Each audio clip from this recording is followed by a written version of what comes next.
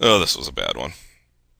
Made a really standard play for me in the small blind. I definitely prefer three betting, particularly ace queen out of position. I tend to three bet that hand way more than almost everyone else does for a couple of reasons.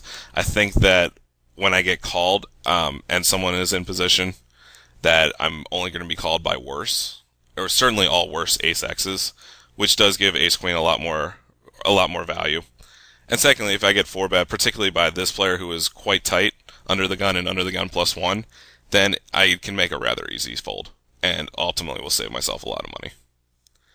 So I make the standard three bet here that I tend to make, and he ends up calling, putting his range somewhere around king queen suited, ace jack, tens, jacks, nines. That seemed to me about it. This is quite a tight player. His range shouldn't have been all that difficult to make up.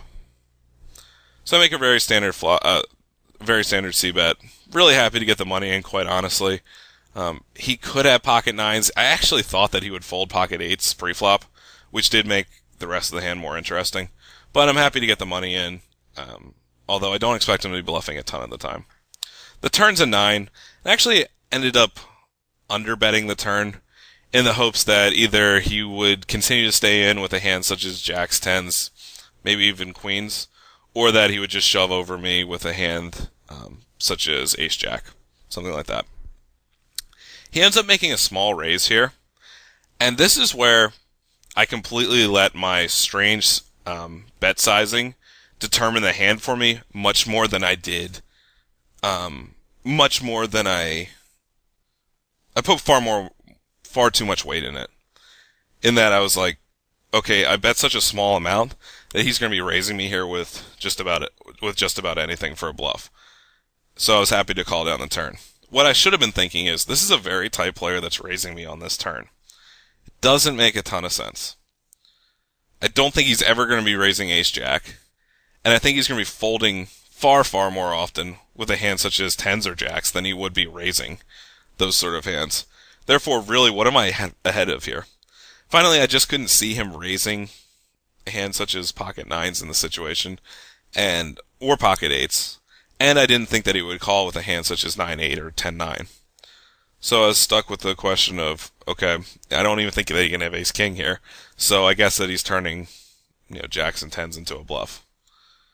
I also, on the turn, I didn't realize just how little that he had left, and prior to me realizing this, after I realized this, I thought, okay, I don't think he's ever going to be bluffing $85 on the river, and I couldn't come up with a scenario where he was raising better than me.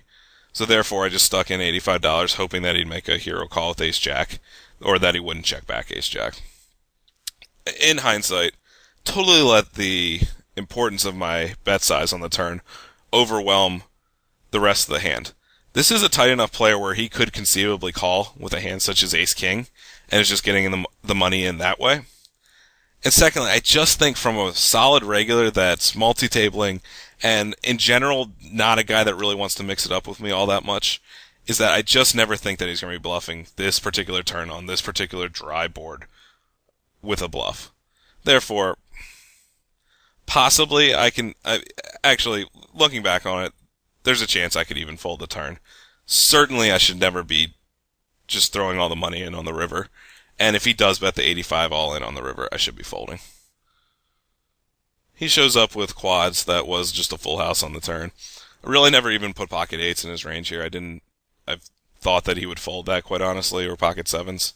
I thought pocket nines was pretty much the bottom of his range, particularly under the gun +1. But ultimately, even though you can construct a range, it's even more important to construct what he's doing in the hand and what's possible. So, a lot of times I really try to put players on a very specific range, and occasionally it backfires. And when I just really thought that he would never call with eights,